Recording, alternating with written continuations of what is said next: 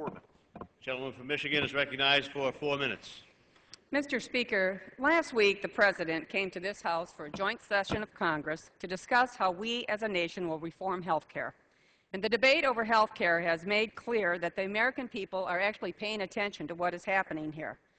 During the President's speech, our colleague, Joe Wilson, made a mistake that I believe was driven by both the substance and the emotion involved in this debate. Immediately after he made that mistake, Congressman Wilson did the appropriate thing.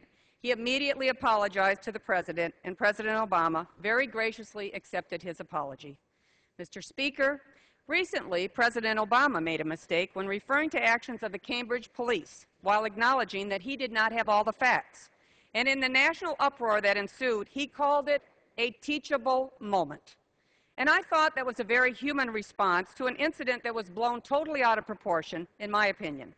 And some actually inferred that it had racial overtones. I think what we have here today, Mr. Speaker, is a teachable moment. And it has nothing to do with race. Joe Wilson is a patriotic American who has defended our freedom in uniform as well as here in the United States Congress. He is a father of 4 sons who also serve this nation in uniform to defend our liberty, our freedom, our democracy. And we have all heard Joe Wilson speak on this floor, and he ends every floor statement with the same following words: God bless our troops, and we will never forget September the 11th. Joe Wilson simply made a mistake and was forgiven by the person who was harmed by that mistake. Case closed. So why are we here? What can we be taught by forcing a vote on this resolution? Well, I believe what is going on here, Mr. Speaker, today is a reflection of the unease among the American people as they have watched this Congress enact a $700 billion Wall Street bailout, a $787 billion economic, $1.8 trillion deficit this year alone placed on the backs of their children and their grandchildren.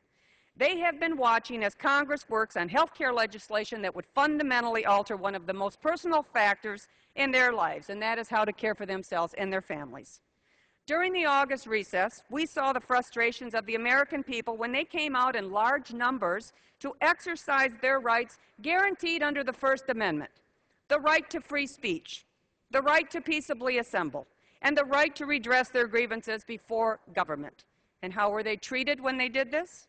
Some leaders of this House called them un-American or an angry mob. All of this for simply making their voices heard. I understand that democracy is sometimes difficult and it can instill passion. That passion, that love for our nation, and the belief in the idea that every American deserves to be heard is what makes America great.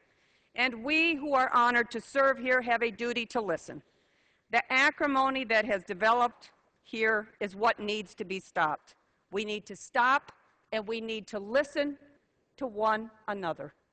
We need to focus on the needs of the people and do the work that they sent us here to do. Most importantly, get our economy moving. I come from Michigan, where countless of my fellow citizens have lost their jobs, and many have also lost their health care. And the resolution that we are considering today will not create one job. It will not help one person get health care for their family. It will do nothing to allay the concerns of seniors who are worried about their Medicare. It will do nothing to get our economy moving again. It will simply inflame a debate that should have been over when President Obama accepted Joe Wilson's apology. We can do better. The American people can do better. And hopefully, in this teachable moment, we will learn. I yield back. Gentlewoman yields back the balance of her time. The gentleman from South Carolina. Mr. Speaker.